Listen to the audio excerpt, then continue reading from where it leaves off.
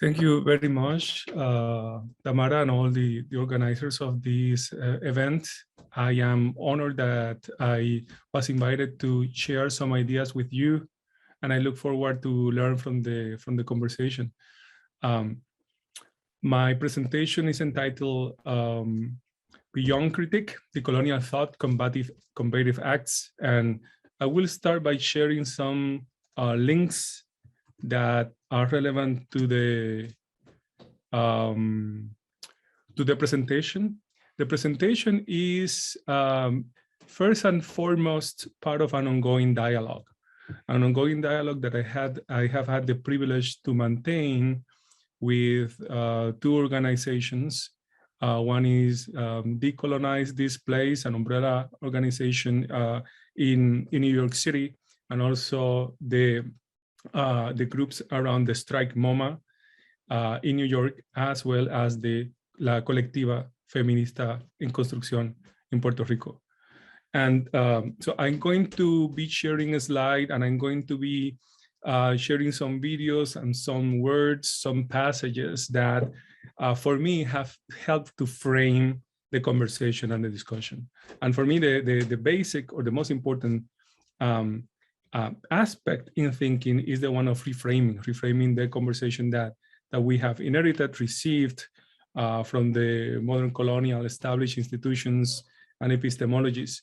And so everything that you're going to see is an effort to engage in that reframing in conversation with organizers who are theorists and also who are activists at the same time, and who are producing art through their various activities, and in a way forming what could be called a combative decolonial aesthetics.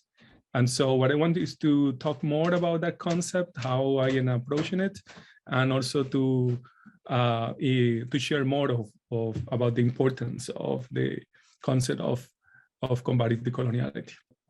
The first part of what the overture, or how I want to start the conversation, is recalling the call from the Frantz Fanon Foundation to think about combative decoloniality. And this is a short passage from the call released by the foundation, and the call was made particularly to a number of decolonial organizations and intellectual militants. And we have you have access to the text of the call, as well as to a video where we had the responses from these different movements and leaders. So the text from the call refers to the trajectory of Fanon's life that indicates that combativity calls for transcending the roles of the medical doctor and the scholar. These positions can offer important tools for the process of decolonization, that is the positions of the doctor and the scholar, but they can also turn counterproductive if they remain isolated and disconnected from collective movements and struggles. Fanon went so far as resigning from these positions in the effort to connect with a collective of racial and colonial subjects who were struggling for their liberation and independence. Combativity requires similar acts of transgression and resignation from the established standards of recognition and merit. Combativity transcends desires for recognition. It is rather about the possibility of maximizing the possibilities of connection between the condemned of the earth and between their various struggles. And surely the call for a combative decoloniality is made in the context of an impressive expansion, at least in some areas of the academy, and also in some areas in art history, and also in curatorial work in some museums, at least not as many as one would like. But even in this engagement with the notion of decoloniality, or uses or appeals to the notion of decoloniality, there is both a promise and a danger.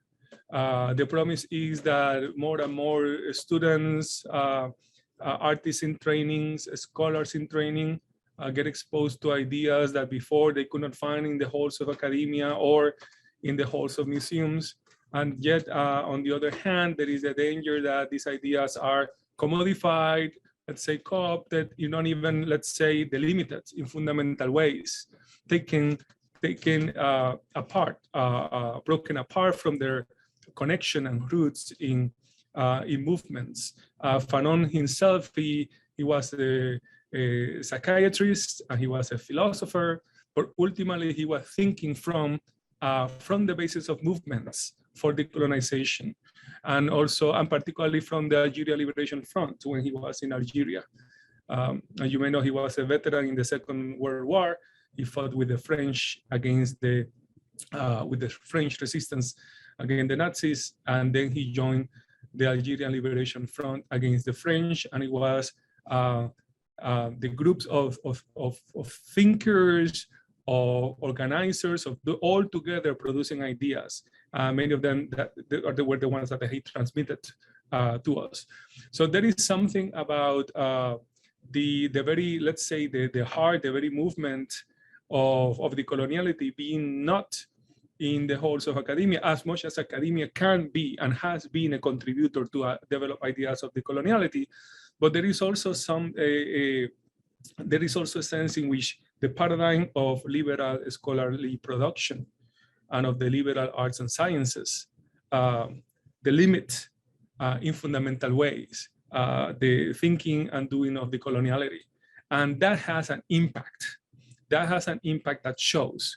Maybe it doesn't show immediately and very clearly in a very enlightening doctoral dissertation, although perhaps there are limits.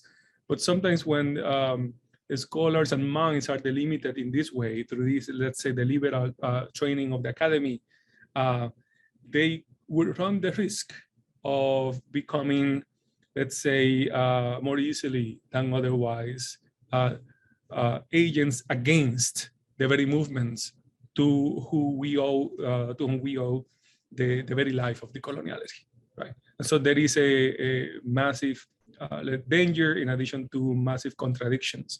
So thinking about combative decoloniality is a call to return to this notion that decoloniality cannot be disconnected from engagement participation in collectives. And so I am going to share some passages from Fanon's work where he directly was talking about combativity. And then I'm going to show you one of the responses in the form of a spoken word that came from South Africa. This is Fanon. We are all in the same boat. Everybody will be slaughtered or tortured. The collective struggle presupposes a collective responsibility from the rank and file and a collegial responsibility at the top. Yes, everyone must be involved in the struggle, the combat, for the sake of the common salvation. There are no clean hands, no innocent bystanders. We are all in the process of dirtying our hands in the quagmire of our soil and the terrifying void of our minds. Any bystander is a coward or a traitor. Once again, no speech, no declaration on culture will detract us from our fundamental tasks, which are to liberate the national territory, constantly combat the new forms of colonialism, and as leaders, stubbornly refuse to indulge in self-satisfaction at the top. Finally, a third stage, a combat stage, where the colonized writer, after having tried to lose himself among the people, with the people, will rouse the people. Instead of letting the people's lethargy prevail, he turns into a galvanizer of the people. Sorry. What is South Africa? And there is something I can comment later on why I am bringing Africa in a way here through South Africa in this conversation that is meant to focus about Latin America. A power keg where 2,530,300 whites cut jail and impound 13 million blacks.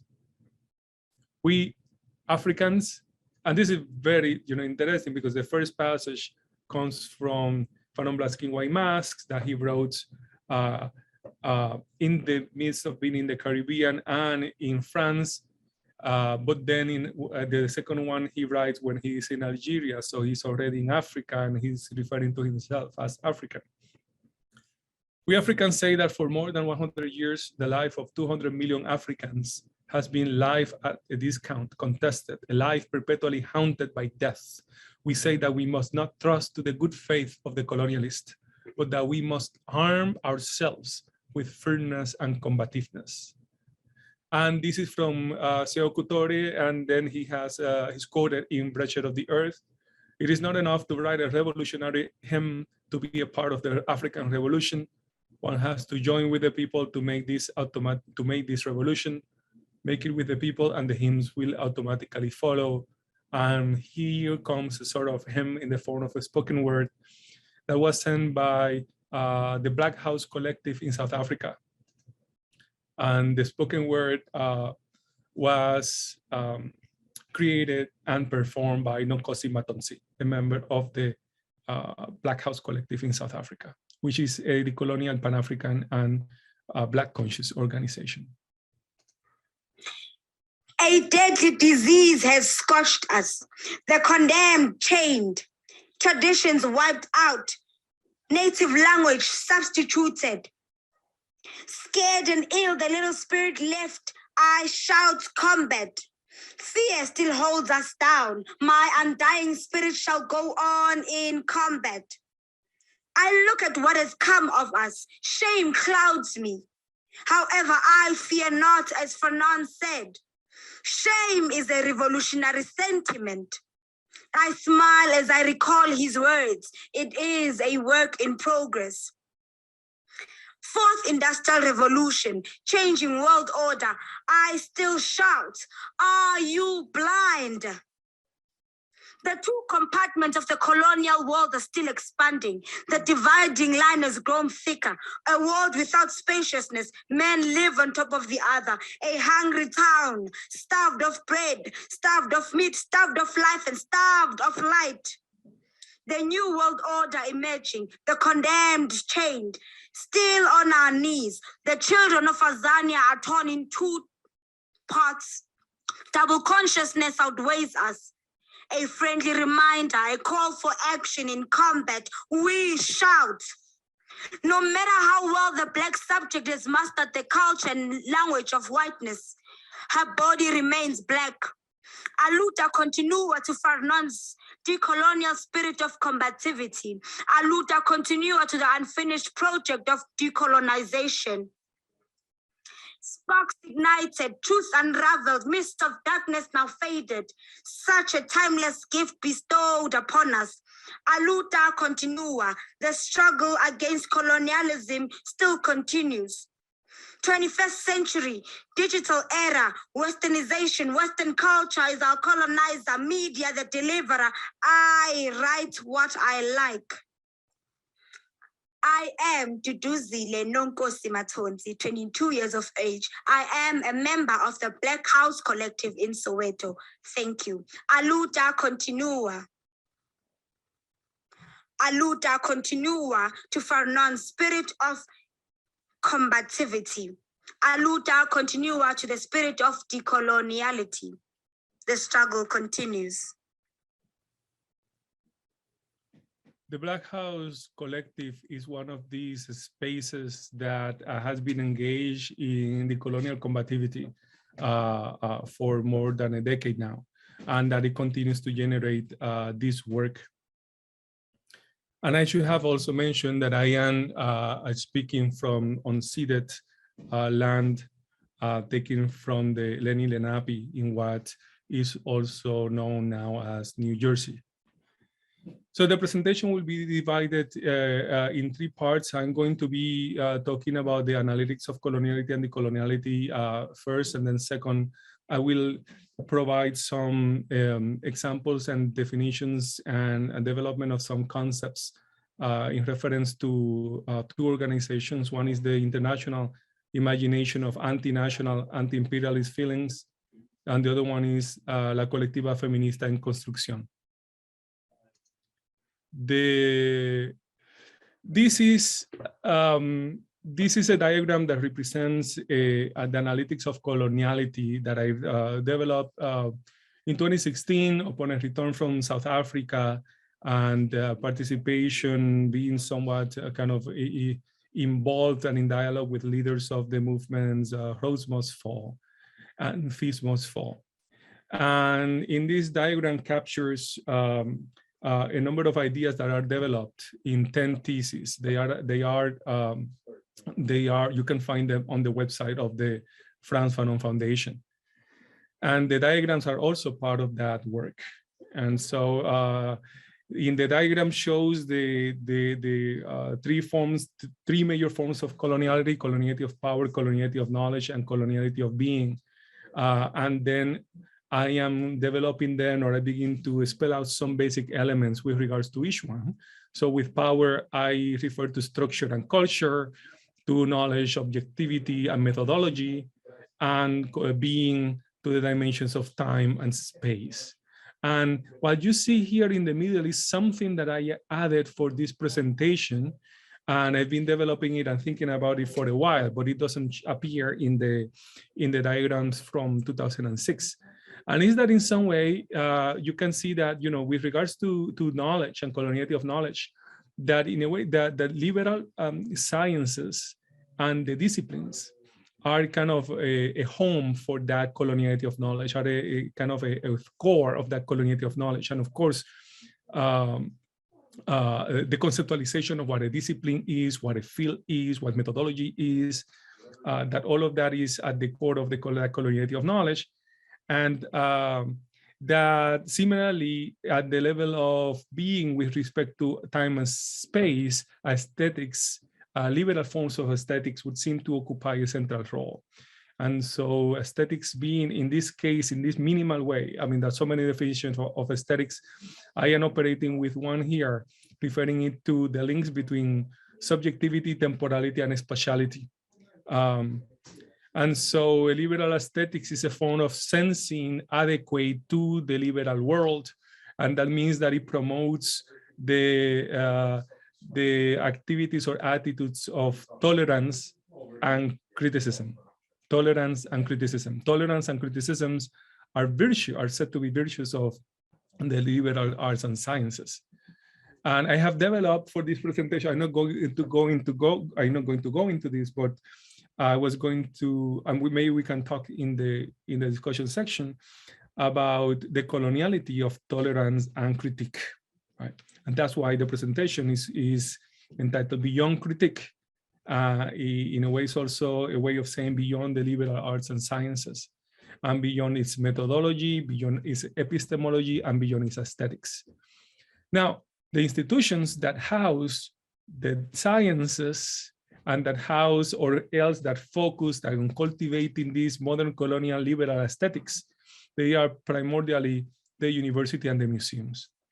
And the university and museums are very much, I think, connected, play a fundamental role in modernity, in spite of the neoliberal, ossification, let's say, of the value of the market, for example, that is still liberal, modern colonial liberal epistemology and ethics and aesthetics play a fundamental role in legitimizing the order of modernity coloniality. Now, in the middle of this diagram, you see a sculpture, the picture of a sculpture, and I've denominated it here as the damné, or the condemned of the earth, and the condemned could be seen. This is putting, in a way, Fanon's Pressure of the Earth in conversation with Black Skin, White Masks, and also the sculpture of Flavio Cerqueira from Brazil, where it shows a Black young man, child, pouring this white paint over himself. I mean, we can go, that has many interpretations. I am taking it here as a kind of to denote in conversation with Fanon, Black Skin, White Masks, that this liberal world, what it seeks to create is precisely this kind of activity, this kind of action. It creates a world to the measure of this reality, right? And so in that context, it is normal for subjects to have these desires to abandon their Blackness and to pour themselves with whiteness. So the question, one of the main questions for Fanon as a psychiatrist was how to extricate this subject from this condition, how to extricate. But, you know, if this condition is taking place at the crux, right, at the center of all these vectors of violence and domination, clearly liberation of this subject cannot but entail the liberation and the subversion of all these systems, right? Liberation from all these systems and the subversion, their subversion. So in order to indicate that, those other vectors, let's say, of insurgency, I've then incorporated other activities, the colonial activities that undo and challenge this, this effort of creating the world to the measure of subjects that flee from themselves and also flee from others like them, in the desire to reach some ideal of humanity that they would never really will be able to adopt or be recognized as having. And so here, you see that instead of these institutions here, instead of these forces, these major forces, engines of coloniality, I identify other engines and activities of coloniality. So instead of disciplines, we have questioning, thinking, theorizing. Instead of the liberal aesthetics, we have another form of the value of here. I would put combative decolonial aesthetics, and then activism, direct action on the structure and cultures that sustain power. And the idea is that somehow these there can be activities in all of these spaces and terrains, and the more comprehensive decolonial struggle is the one that connects these different zones of struggle, these different movements. And that in that very process is that their extrication can happen, whereby those subjects, like all of us who have been taught and indoctrinated to hate part of themselves, to flee, to be something else, that it is not simply by outthinking the system, but by really engaging in activities with others, activities of comradeship, collectivity in the effort to vanquish coloniality and to affirm the value of our relations. It is in that activity that then the colonial thought and the colonial action happen. And that's how these subjects can then be extricated, forming a different kind of community premised on different values from the liberal ones that I pointed out before. So part of what I want to suggest is that there is, you can identify this movement from self-erasure and masking to praying, organizing, and striking. And I say praying and organizing and striking in conversation with the material that I'm going to discuss now, but praying particularly with the end of Black Skin, White Masks, which Fanon concludes with this quote that I include here: superiority, inferiority. And here he's talking about the desire, like what desire should the subject who wants to be extricated, the subject who could be extricated, what kind of desire should have in order to achieve that extrication? To achieve superiority, inferiority, why not simply try to touch the other, feel the other, discover each other? Was my freedom not given me to build the world of you, man? At the end of this book, we would like the reader to feel with us the open dimension of every consciousness. My final prayer, oh my body, always make me a man who questions. And in some writings, I have presented the thesis that decolonial aesthetics could be interpreted in dialogue with Fanon as an extension of this prayer. That the prayer is an activity in which the subject is engaged so that the body can make that subject a subject who always questions. So this praying is the preface if not the precondition of questioning. And questioning is the most kind of important, intellectual activity, philosophical, let's say, theoretical activity.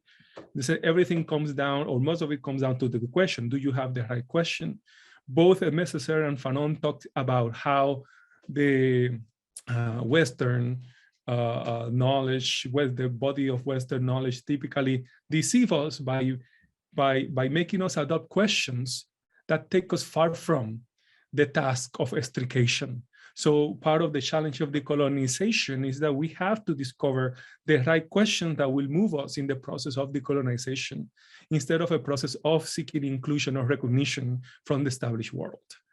And so I have kind of hypothesized that different forms of artistic expression can be seen as an extension of this prayer. Performances and gestures and actions and creations that have the potential that can to help keep the body open, but also to help keep us in contact with the other. The work of art also, in a way, as an offering, as a gesture towards something that is offered to another and to others for potential exchange, communication. And so art can therefore play that kind of a role, activating relationality and activating the questioning abilities of the subject, particularly in collectives, not only as individuals. So this is the background that I want to present, to then talk with this in mind, to learn a little bit more about the Strike MoMA and also about la Colectiva Feminista en Construcción. And the Strike MoMA campaign, and here, by the way, when I put these images here, from self-erasure and masking to praying, organizing, and striking. And the notion is that the strike itself becomes, let's say, a large set of activities. It's an engine for praying, for organizing, for striking, and for praying, as I'm talking about, for engaging in activities that keep our bodies open to question and to each other, and also to question reality.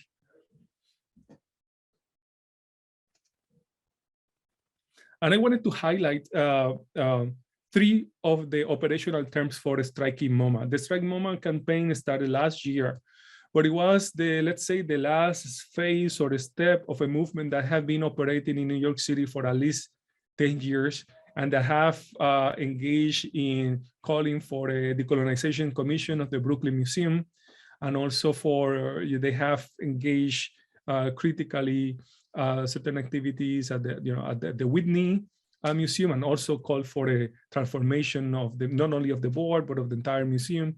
And they have also designed counter tours of the American Museum of Natural History in New York City. All of this is very well documented by this organization. You can look at the webpage of Decolonize This Place, and you will be able to find a lot of the art and the texts and kind of manifestos and analysis and theoretical analysis that is provided by the movement. So I'm taking here from the framework and terms of struggle. There has been a more recent publication with, it's kind of an anthology of writings that were produced through the weeks of the strike in the phase one. We are now in phase two, which is about continually engaging the strike as a theme, as a topic, and elaborating more dimensions of it, and engaging in actions that continue the main efforts that were central in the strike. And these were three key elements of the operational terms for striking MoMA that were very clear during the strike. And they are prefaced by this notion, which speak to the importance of reframing that I was talking about at the beginning. They write, we proceed on our own terms, not those of the museum. We agree to organize with care, generosity, and patience. as well as build new relations and deepen existing ones. And I want to highlight this constant presence of kind of if you will, profound ethico-political elements that have to do with what Fanon called build the world of you. The aesthetics and the actions of Strike MoMA are all about building the world of you together, and in that process, challenging the institution, and at the same time, reestablishing relationships among those who come together to challenge those institutions, and those come from multiple and different spheres. So, and the three initial operational terms for the strike are multiple frames, interwoven struggles, recognize debts, operationalize solidarity, and against liberal governance exacerbate the crisis. And I selected some sections of these of each of these terms. So this is what they mean by multiple frames, interwoven struggles. Frames of abolition, decolonization, anti-capitalism, and anti-imperialism are brought together. The dismantling of patriarchy is the warp and weft of these movement paths. These are direct quotes from the text. Each allow us to see different things, recognize our blind spots, and to strengthen our movements. We were never meant to know each other, forcibly separated by their divide and conquer tactics. We commit to mutually refuse all efforts to isolate our struggles into issue silos, understanding that single issue organizing easily falls into the hands of those seeking to undermine our collective liberation. Second, recognize debts, operationalize solidarity. Solidarity is the enactment of the social debts we owe each other. Acknowledging debts and acting accordingly forms bonds of reciprocity and healing, building relations between movements, communities, families, friends. As we weave our struggles together by taking action and holding each other with care, another political imaginary emerges.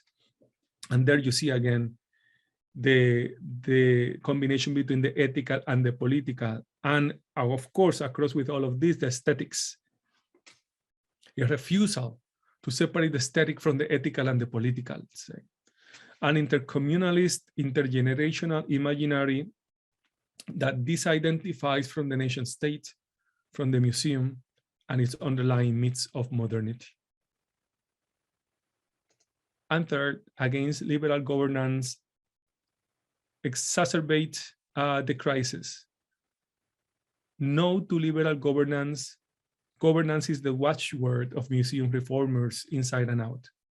If only they say there were better protocols and principles, we could put our house in order. Better representation, more participation, more diversity, equity, and inclusion, an audit, a task force, more meetings, artist involvement to keep things authentic, an art historian or two to set the moral compass with humanistic values, or maybe even consult about the meaning of decolonization. Those who allow themselves to be included and instrumentalized in this way undermine our collective liberation. Another kind of institution is possible, but it cannot be on the terms of the existing regime. And challenging the current, focus by these modern colonial settler institutions on diversity and inclusion has also been part of the movement that led to the Strike MoMA. And this is an excerpt from the decolonial operation manuals of decolonized displays. And I want to talk for a second, to stop a second to think about or to listen to what they say about diversity, equity, and inclusion. Because in a way, these modern colonial liberal arts and sciences are focused, as I said, grounded on the notion of the value of tolerance and criticism or critique. And more recently, they have evolved, or along with that, the way in which they have sought to extend what they do, somehow to alleviate the call for, paying attention to anti-racism, paying attention to decolonization and the like. The way that they have translated these calls conveniently is in terms of diversity and inclusion. So now I think in the early 21st century, to tolerance and to I would say tolerance and critique. Now we have diversity, inclusions, and resilience came out for a short second there after the massive marches of, and it was the combination of the massive marches of around Black Lives Matters, but also the engaging the whole issue with the pandemic. And so our institutions began to talk about the resilience of their communities to withstand, to challenge anti-Black racism and also to withstand the pandemic. But of course, resilience could not but normalize the state of affairs that these institutions were in, which were already premised on settled colonialism and anti-Blackness in the first place.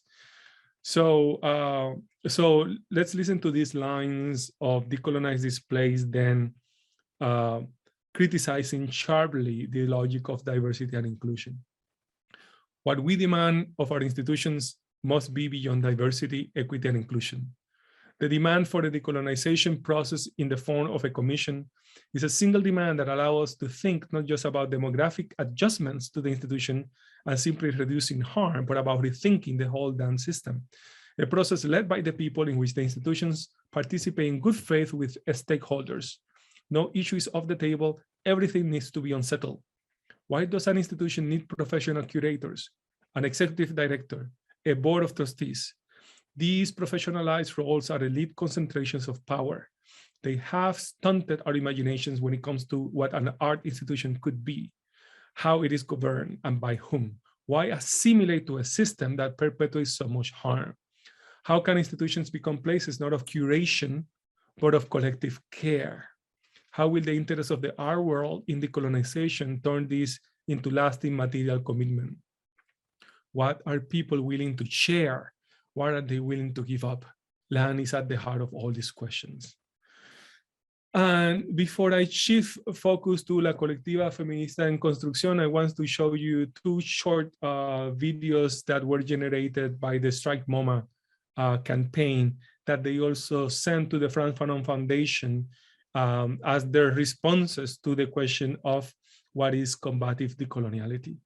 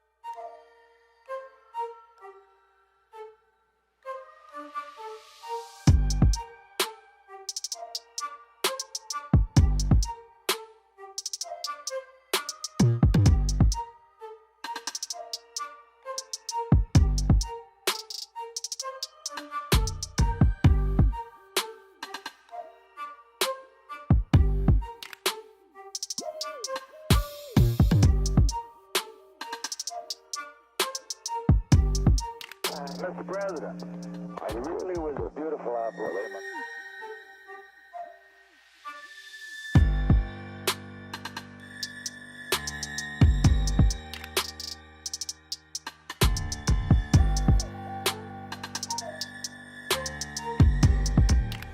I want to thank Marie-José Gravis for your incredible leadership.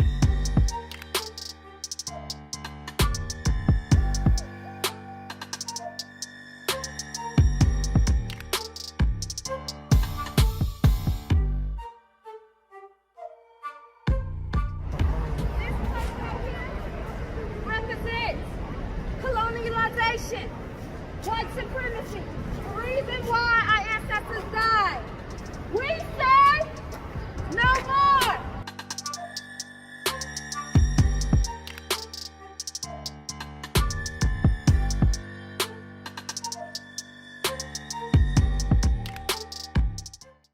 And you see, again, the theme of realigning ourselves with each other, de-assimilating from the institutions that had captivated and captured our imaginations and our questions and our ways of feeling and thinking.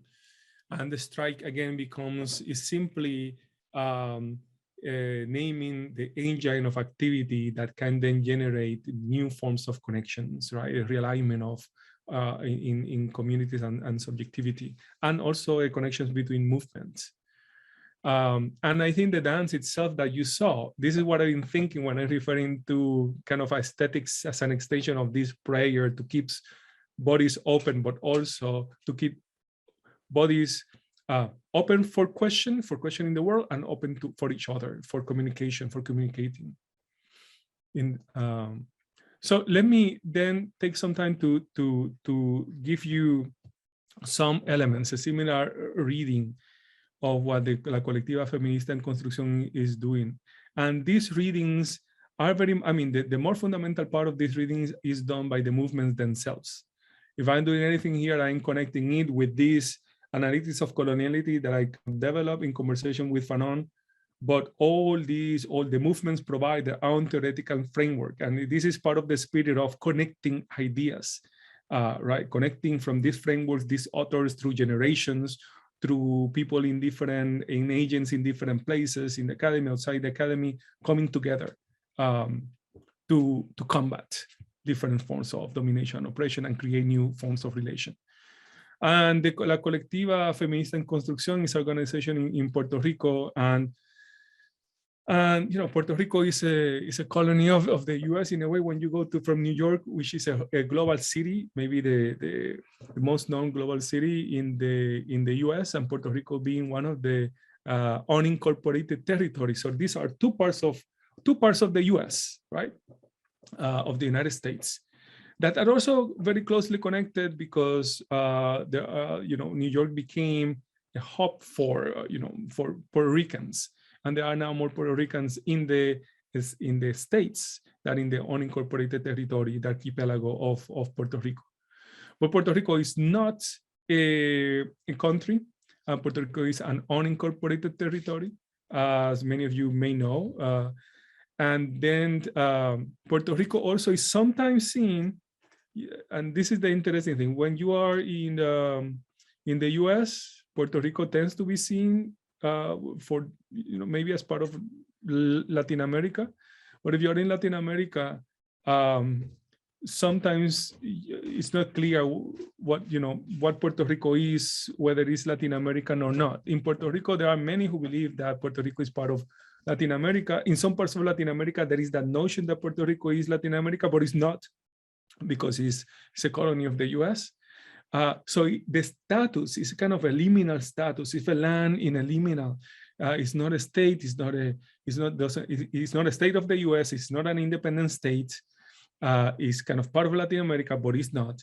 And I always remember a anecdote by Wilder Sterling, an Afro Puerto Rican choreographer, an artist, who not too far ago, I listened to her noting that in her generation, they went from Puerto Rico to neighboring Caribbean islands. And for them, that was kind of a common kind of trip, because these islands are not too far away. But now most of these islands are, particularly if you go to areas like, you know, Barbados, Jamaica, and so on, are majority Black population. So for them, and they identified as West Indian, right? So for this generation of Afro-Puerto Rican artists, many of them, as Stanley notes, they saw themselves as Caribbean. And Wilder Stanley mentions that it was not until the university, until college, when she found a history professor referring to Puerto Rico as Latin America, and she confronted him. Yeah, no, you're wrong. Puerto Rico is not Latin America. Puerto Rico is Caribbean. And I think that lesson is important because it speaks also to certain coloniality of the very idea of Latin America, right? And what it gives, but also what it erases. And we can also talk about that. I think the La Colectiva Feminista particularly have kind of exploited the potential for critical thinking and analysis of Puerto Rico being in this liminal zone, where it can, part of it is Latin America, but it's not, part of it is connected to the US, but it's not, and part of it is connected to the Caribbean. They bring together Caribbean, US Black, and then some Latin American critical thinking as well. But I want to preface the conversation about La Colectiva Feminista in relation to the recent context in Puerto Rico, and particularly the what it was called the combative summer of 2019, the combative summer of 2019. And in a way, Puerto Rico has been now in a politically engineered debt of more than 17 million that in 2016 was declared on, in 2015 was declared as unpayable. And in 2016, under the administration of Barack Obama, an oversight management board was created to legislate how the finances of the islands are run. So it was a kind of a debt colonialism in addition to the political colonialism. Then in 2017, Hurricane Maria hit, it devastated the islands. Some sectors of the island were without power for about a year, others were for months. And when this was under the administration of Donald Trump, and this is the infamous moment when he was throwing paper towels to people in need in that moment. He was also saying that Puerto Rico threw the US budget out of whack, right? And in 2019, then suddenly there is a chat by the governor, the governor and some functionaries that is released to the public they were insulting multiple sectors of Puerto Rico, but multiple, from LGBTQ, women, even people from their own political party, they were kind of making fun of. And not even talking about the deaths in Hurricane Maria. I mean, a very dark, demeaning set of text. And that was like a trigger point after all of this, right? The oversight board, Trump coming to the island, and then the chat. And in 2019, then came this moment that was baptized as combative summer, el verano combativo, with what I think has been the most massive march in Puerto Rico that led to the ousting of the governor in 2019. But one of the features of these protests was the highly creative elements in which this combativity was demonstrated. So suddenly you were here listening about combative everything, combative perreo, combative prayer, combative yoga, combative everything acquired, right, in that moment of protest against the governor. So there were two things were coming together: a no against the governor, and at least to some extent, and in some spaces, the connections between the different movements, with all the contradictions, right, between the movements, but now more willingness than before in other moments to actually listen to claims about the LGBTQ community, or listens to claims about, the teachers or workers. Everyone was coming together, and they open up a space, if you will, kind of similar to the strike. There was this space of combativity that emerged. Sometimes these spaces open up. They do not come from anywhere. Organizations like La Colectiva help to create the imagination and the set of possibilities for this to happen. But I'm going to show you part of the activities and the creativity of different sectors of Puerto Ricans in this context. And these images came out in the reports of the New York Times, making the point that not even fish want the governor to remain in place. And here you see how, again, aesthetics and art come together with political performance.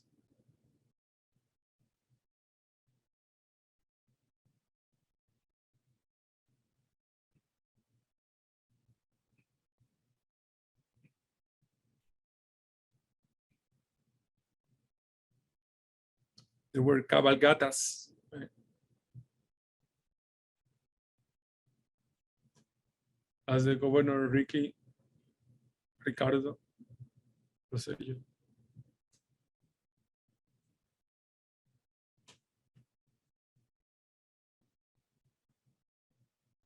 An actual prayer.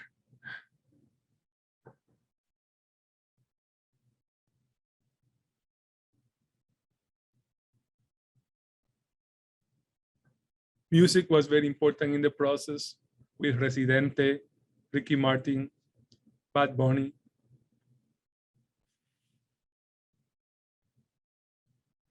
And clearly there was no question that La Colectiva Feminista had played an important role in the process. I think creating the sensibilities for people then to increase the level of resistance, and in a way for people to say ya basta, right? Not anymore. They should not continue anymore. And they helped to create this kind of consensus that suddenly emerged, because they were in a campaign.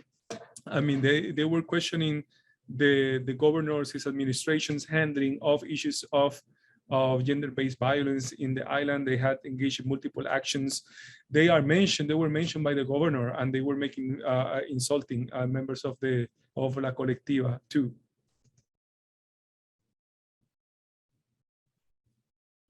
And this is what I'm going to show you, some of the work that the Colectiva put forward. One of the links that I share, you can listen to two members of La Colectiva talking about, and this is in Spanish, as well as there is another video with that is double in English. And you find the Suan Davila and Sharena Ferrer talking about La Colectiva multiple actions, including the ones that I'm going to highlight here.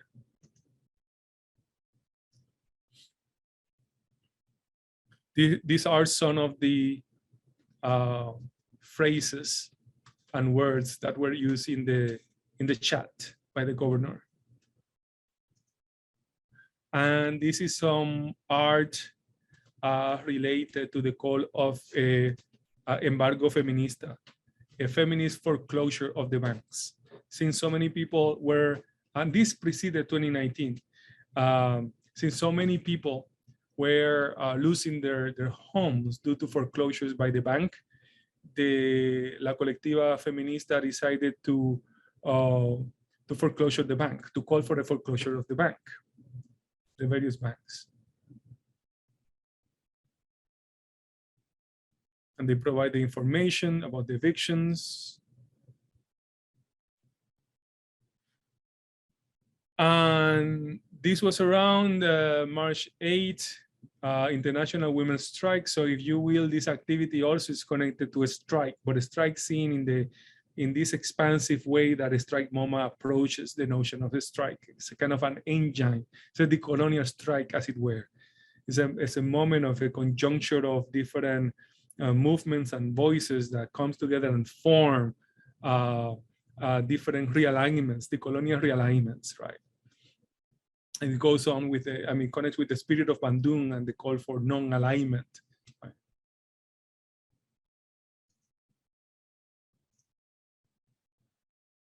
And this is how the embargo feminista look like. And in this process, you can imagine the audacity. Part of what is important about this is the demonstration of the audacity and agency in this way in this case by young Puerto Rican women whose intellectual and theoretical platforms are Black feminism and decolonial thought, coming together to then, through this performance and this action and the art connected to this, create possibilities in the minds of people that then come and participate.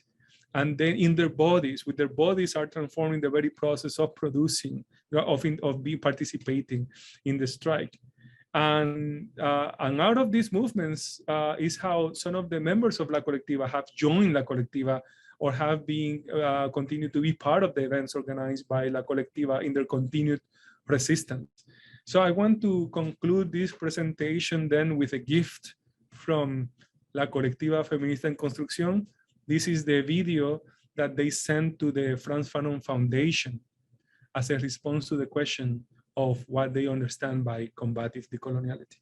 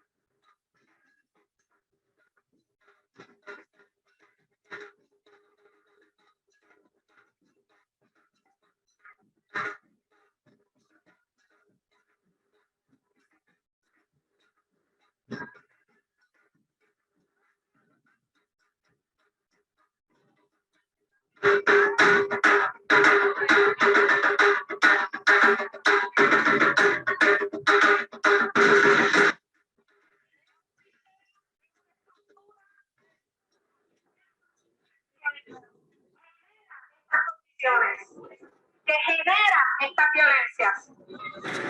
Y la violencia se manifiesta de muchas maneras. Se manifiesta en las maneras en las que nos relacionamos unas con otros.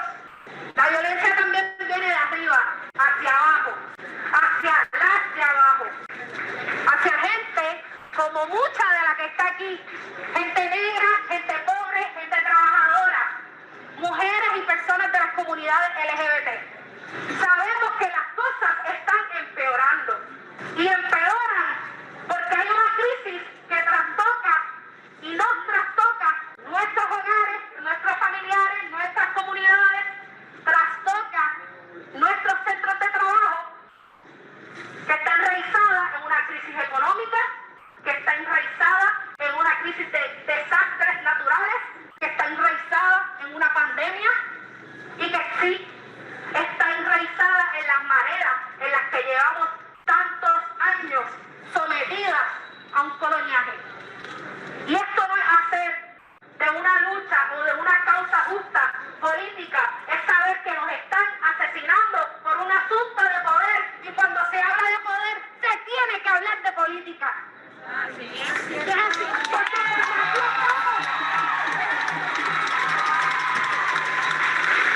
Porque cuando aquí estamos, cuando salimos a la calle a protestar, cuando nos reunimos para proponer, estamos haciendo política. Y aquí se está construyendo poder, poder popular y colectivo. Y que nosotras y nosotros, la gente que está aquí, la gente que está en sus casas viendo y apoyando, pero sobre todo la gente que está aquí poniendo el cuerpo en la calle, vamos a estar fiscalizando, vamos a estar exigiendo, y nosotras y nosotres no nos conformamos con el tiempo y la línea de tiempo que establecen allá. La urgencia la estamos estableciendo nosotras aquí. La urgencia la estamos dejando ver. Nosotras aquí estamos exigiendo ahora. Ahora. Y nosotras, desde la colectiva, exhortamos al país que sí, tengamos un espacio para contenernos, que sí, tengamos un espacio para doler, que sí, tengamos un espacio para acompañarnos, que sí, tengamos un espacio para gritar, para rabiar y para soltar todo, sí, y también tengamos espacio para organizarnos, tengamos espacio para movilizarnos, tengamos espacio para protestar. Este país se construye sobre quien lo trabaja, y la gente que está aquí presente y la gente que está apoyando desde sus casas, desde sus centros de trabajo, desde sus comunidades, desde otros lugares, también están construyendo país. Y ese es el país que sí es posible, ese es el país que sí ya merece, ese es el país que convoquemos, compañeras, compañeros y compañeros, convoquemos, movilicemos y hagamos nuestra esta lucha. Esta lucha es de quien ponga el cuerpo en la calle y organice. Así que aquí emerge